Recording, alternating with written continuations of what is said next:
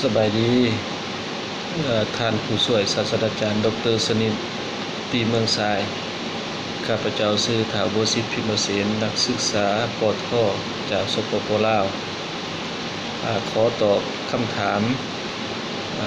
เกี่ยวกับการเรียนรู้ในศตวรรษที่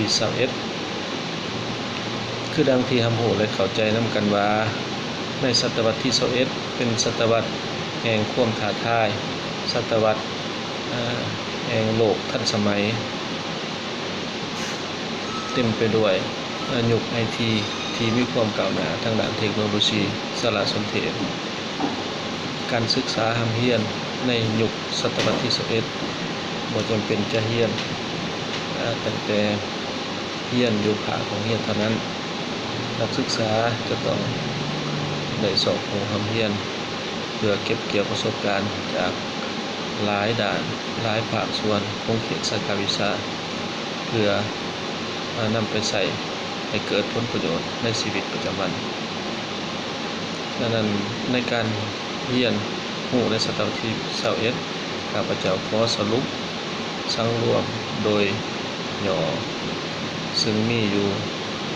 3ทักษะในการเรียนรู้ในยุคใหม่คือดังนี้1ทักษะการเรียนรู้หรือว่า learning skill นักศึกษาควรมีความกระตือรือร้นในการเรียนเพื่อสอบหาความรู้ใหม่ๆมีความคิดริเริ่มสร้างสรรค์อย่างมีวิจารณญาณและแก้ไขปัญหาได้2มีทักษะชีวิตและการทำงานหรือว่า life skill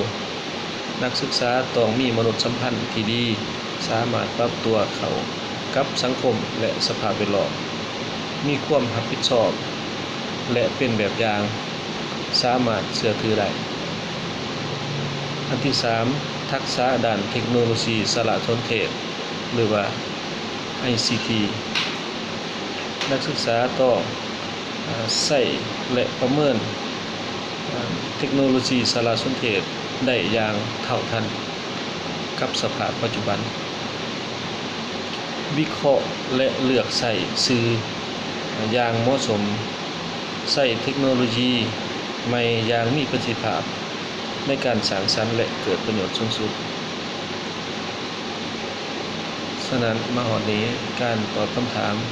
ก็มีเพียงเท่านี้ขอขอบใจนำ YouTube และผู้ที่ให้ความรู้ในการเรียนรู้ในศตวรรษที่21ขอขอบใจ